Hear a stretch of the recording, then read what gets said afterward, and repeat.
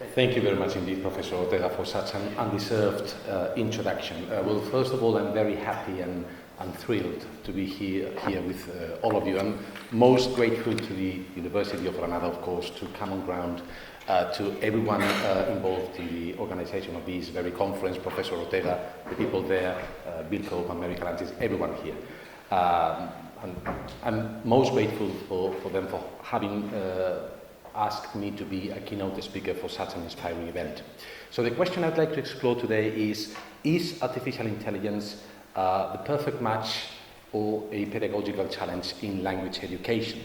Now, I have been working on this presentation for some time, and yesterday, as you all did, I enjoyed two remarkable keynote presentations. The first one by Magdalena Custodio, and the second one by Cristina Castillo. They were inspiring, informative, they were remarkable presentations, and they said exactly what I was going to say today. That means I was thinking that when I started talking today, you were going to say, he is repeating exactly the same thing they said yesterday. As a result, yesterday, it was not 3 o'clock in the morning, it was 1 o'clock, I'm not joking, it is for real. 1 o'clock in the morning, I woke up and I started thinking, what can I do which is different? How can I, of course I cannot do an entirely different presentation, but how can I adapt, modify, how can I fine-tune my presentation so I bring you something slightly different? And this is what I have come up with. Well, first of all, why are we talking about AI in language education? Well, obviously, because AI is no longer some distant possibility. It is here to stay. It is now. And it is already transforming the way we teach and people learn languages. Language and everything else. Everyday students use tools like ChatGPT, Duolingo Max, DeepL, etc., as part of their learning process. As with any technological shift, as it happens with any technological term, we have to address a fundamental question.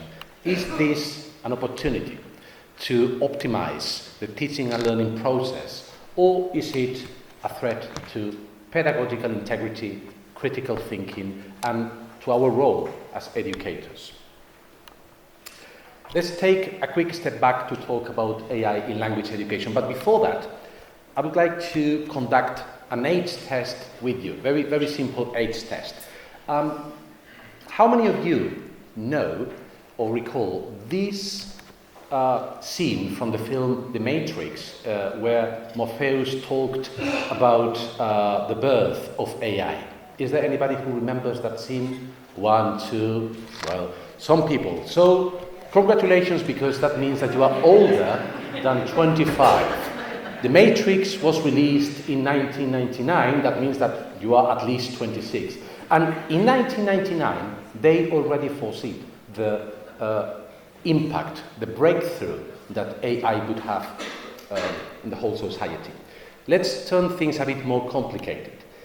Is there anybody here who knows who or what was Skynet? 2, 3, very good. Skynet was the AI in the film Terminator. That means you watched a film from 1984. Very good.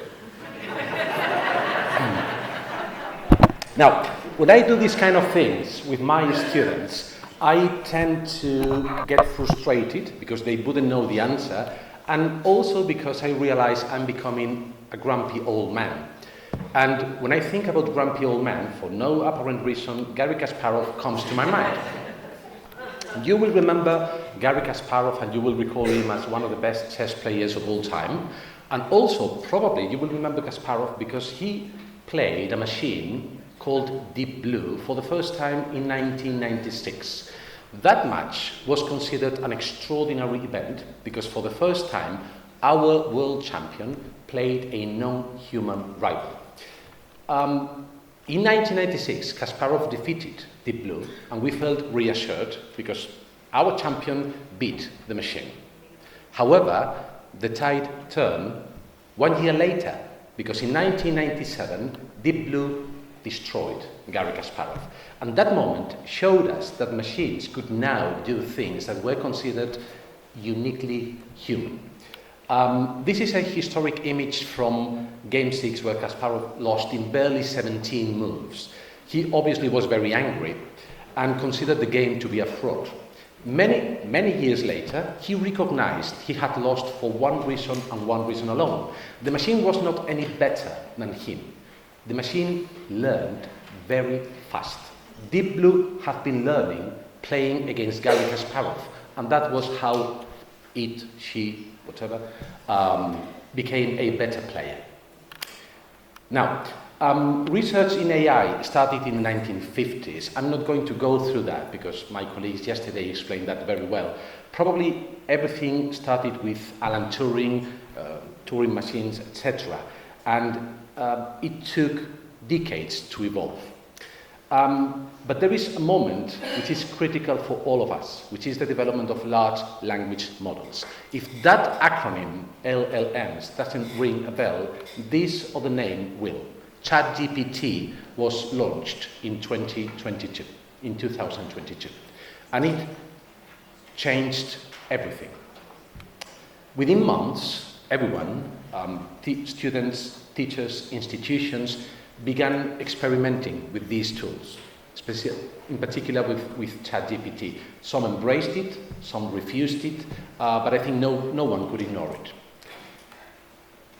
AI in education nowadays provides tools to create text, video, image, code, speech, 3D, research, etc. Anything you can imagine. Today, ChatGPT is by far the most popular tool for students, followed by Canva for presentations and by Google Translate to translate, obviously. By the way, I'm going to leave the presentation in the computer, so if anybody wants to copy it, all the links, everything will be available, okay, so you don't need to take pictures or anything.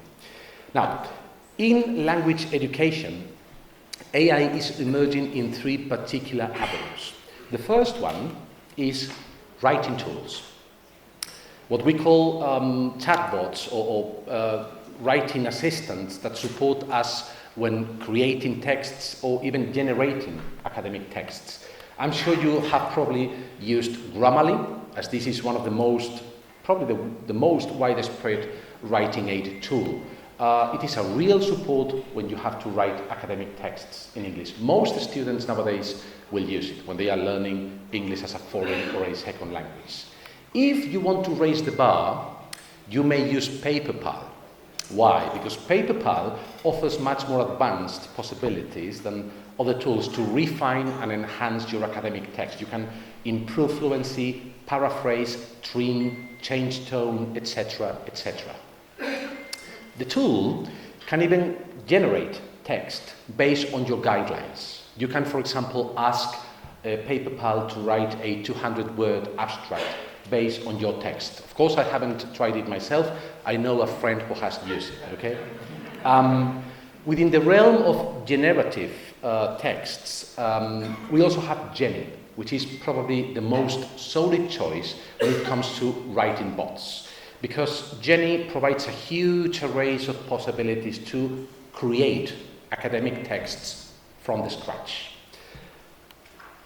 When it comes to research, AI is also changing the way we analyze data and the way we interact with academic papers.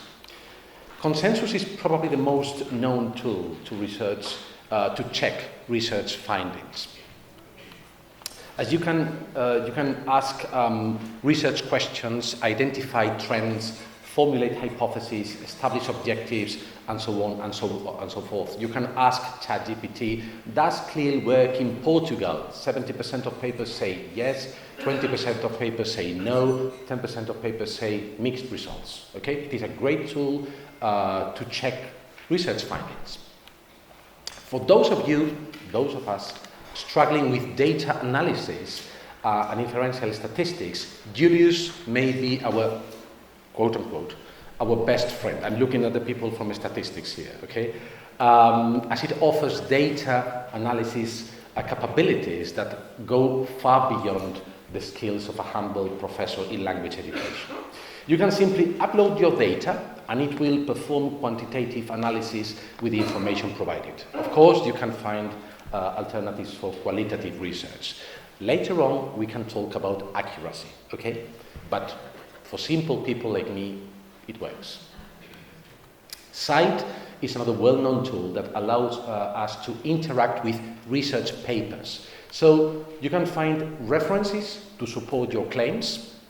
You can summarize results to conduct meta-analysis, to conduct systematic analysis, or you can simply write a whole theoretical framework guided with your instructions.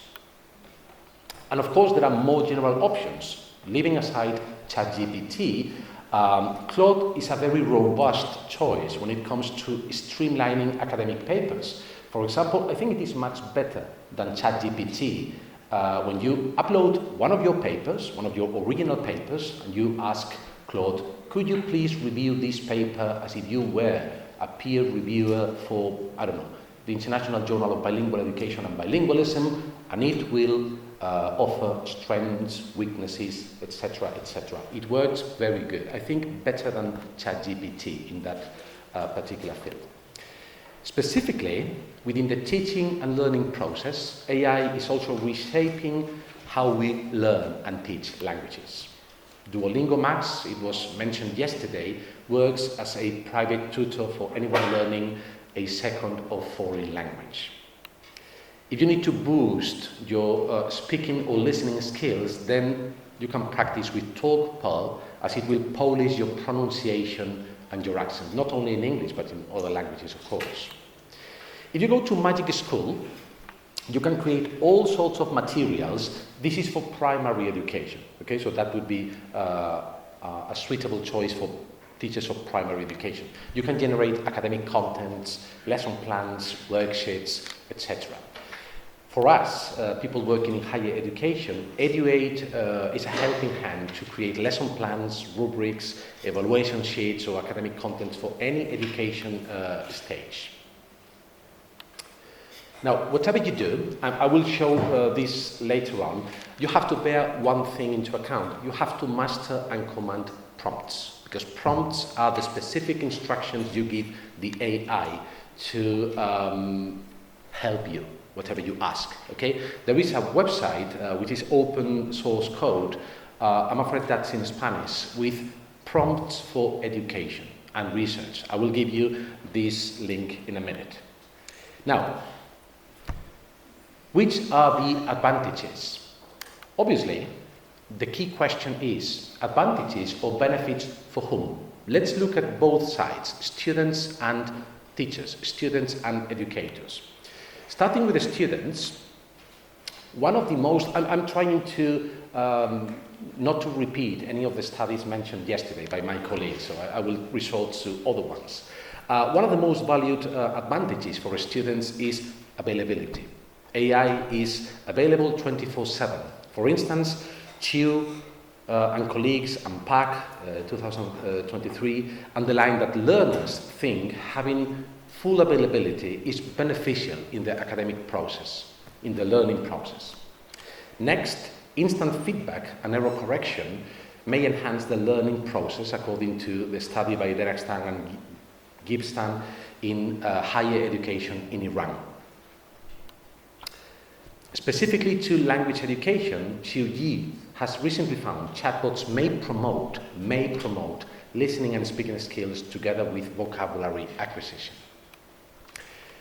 As for educators, according to a very recent study by Daniel Casain and Juan, AI may clarify grammatical issues and offer contextualized feedback for students.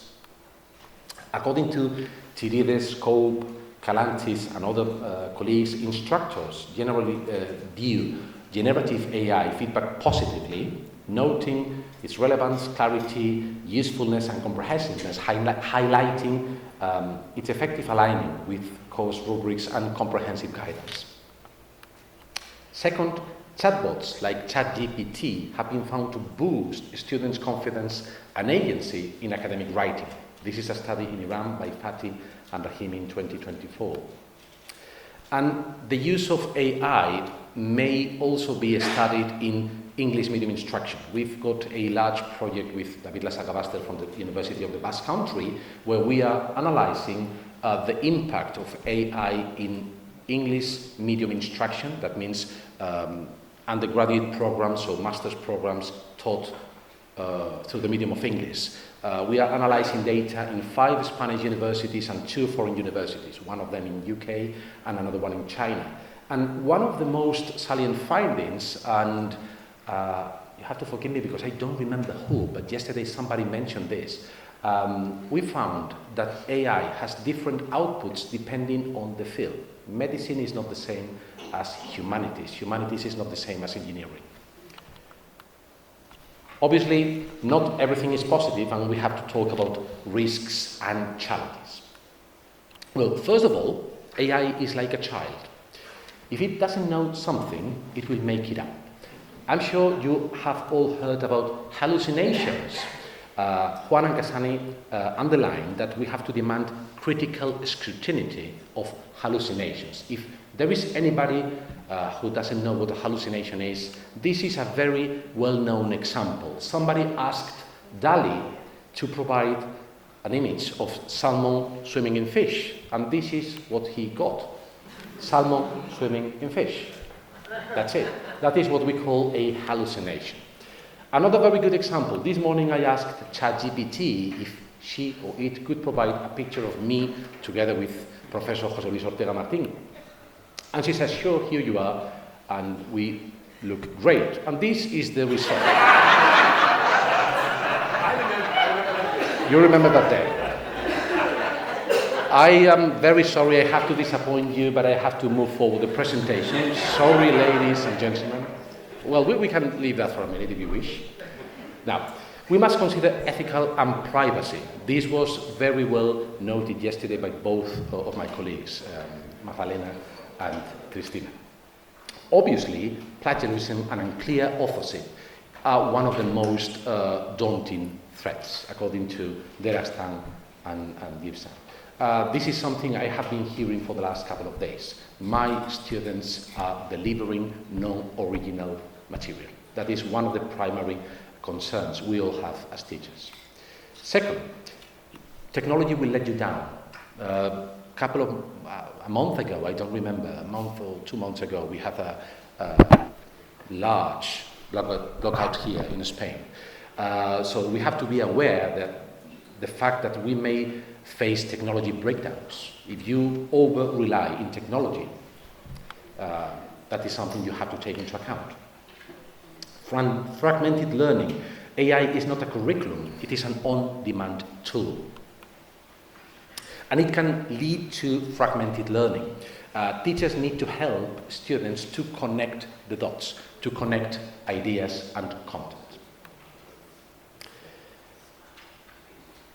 And obviously, teacher preparedness. This study identified this as a critical point. Not everyone is prepared to deal with technology. Not everyone is prepared to deal with artificial intelligence. Besides, AI has an environmental footprint. This is something I learned the other day attending a talk by Professor Paz Prendes Espinosa from the University of Murcia. Every 100 queries to ChatGPT consume roughly 1 liter water. I'm going to repeat that, 100 queries to ChatGPT need 1 liter water. It doesn't seem that much, but in a country like Spain, that might be a problem. So, where do we stand? And I'm just finishing, some final remarks. First of all, is AA the perfect match or a pedagogical challenge? I would say both things. Why? Since 2022, AI has spread rapidly because of ChatGPT. Why has ChatGPT spread that fast? First of all, because it is fast. It is inexpensive. Please, AI is very expensive, but not for us, not for the users. ChatGPT is barely, the premium subscription, $20, I don't know. That is a Netflix subscription, more or less. If you compare artificial intelligence with virtual reality, for instance, having artificial intelligence in the classrooms is very easy. It is very straightforward. It is very cheap. It is very convenient if you compare it with other technologies. We have to admit research is still in its early stages. Everyone is doing research in AI since 2022 for obvious reasons, but we still lack data. We have been working for 3 years. We have very preliminary results. Most studies are reviews, meta-analysis, focusing on papers with case studies, etc. We do not have long-term studies, we do not have longitudinal studies with analyzing or exploring the cumulative effect of artificial intelligence. In language education or in mathematics, we still lack data. And we need a critical and pedagogical informed approach. I absolutely agree with my colleagues yesterday. And yes, we need to redefine once again the teacher's role. Because teachers have to shift from content transmitters to facilitators, mentors, and ethical gatekeepers. And obviously, critical digital literacy is a core skill to be targeted in any class, in any classroom. We have to train students to evaluate AI outputs, to create prompts, and to reflect on their learning. Now, yesterday night I compiled or synthesized 10 guidelines or principles that I would like to share with you on how we should work with AI in our classrooms. These 10 principles or guidelines or suggestions, you can call them as you wish, are informed by research, but also by common sense, because I have been watching you. I have been listening to most of the things that have been said in the last couple of days. First of all, AI is unavoidable. You might like it or not, but this is here to stay. It is an unavoidable trend, as it happened with the mobile phones, as it happened with the internet, as it happened with the Gutenberg press. It is the most clever solution in education. Third, do not trust AI. It is not peer-reviewed. Yes, you have to double-check everything that the AI said.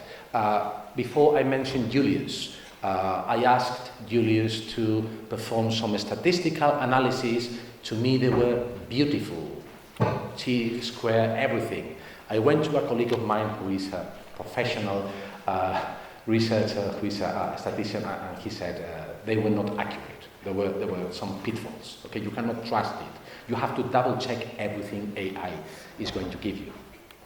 Next, do not over-rely on artificial intelligence. Use it only when needed. Use it only when it adds value. Don't get lazy. Use it only when it does something we cannot do. I'm going to confess where, for example, I use AI, because it takes a lot of time, at least to me, when I have to do graphs for papers, when I have to do tables in Word, all that kind of thing. So I don't ask the AI to create content or to create knowledge, simply to transform something. So I just said, please, give me a table in Word because I will need 2 hours. I'm very slow with that. Okay, that adds value to me because I am much more efficient. Or with Excel, I hate Excel above all the things.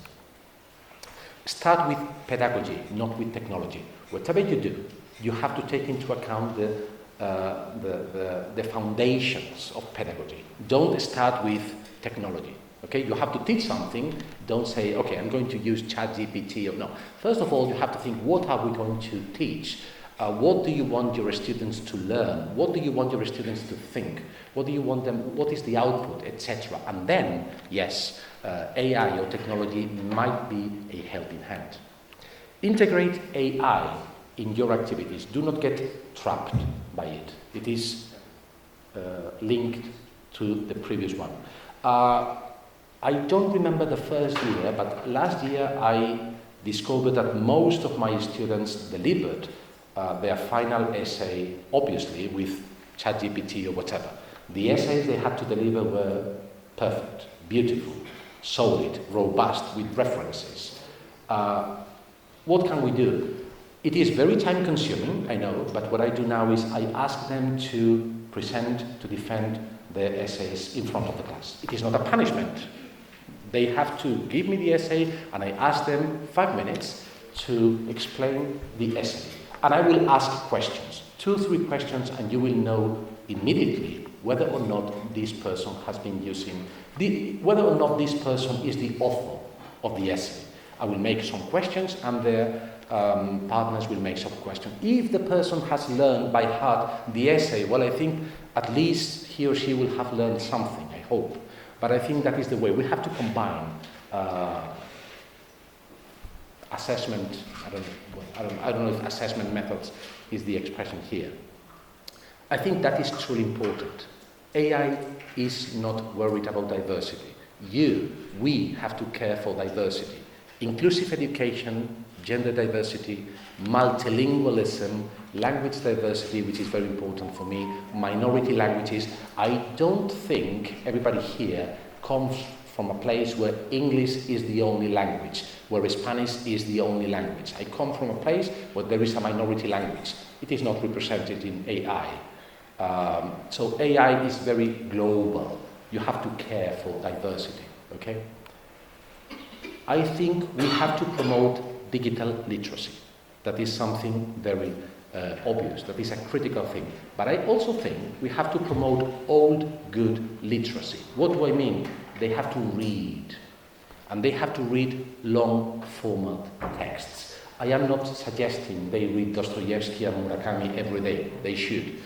But they are not used to reading long format texts. I'm not referring to books or electronic books, whatever. When I don't know something, when I don't know anything, I have to read it. I don't know a word, I don't know an expression, and I have to read it. My students, I'm talking about master's degree students, they will go to YouTube and they will say, I don't know what multilingualism is. They go to YouTube and they watch a video on multilingualism. I work with PhD and master's students. If you go to teenagers, they will go to TikTok, not even to YouTube. 5 seconds. If you go to primary education students in 5 years' time, they will go to ChatGPT. Okay? So we have to make sure they read long format texts. All good literacy. And then, obviously, digital literacy. I think we have to encourage metacognition. I know there is a university in California, but I don't know which university it is, where they are allowing to use AI, as long as they explain how have you used AI to complete your work. That is acceptable to me. You have been using ChatGPT, all right, explain why, how, for what, okay? So they have to integrate this metacognition, if that is the right word. And I think that is the most important thing any teacher has to do. You have to make your students think, whatever you teach, maths, history, engineering, statistics. We have to make them think. And yes, of course, that might be in danger with artificial intelligence. Now, just to finish, looking ahead, I think we have to focus on teacher training. That is key. Teacher training and professional development with AI. We have to encourage critical engagement with AI in our students, and we have to ensure ethical frameworks are respected. Moreover, if you ask me if I am pessimistic about AI in language education, the answer is very straightforward, no. Why not? Because we have you.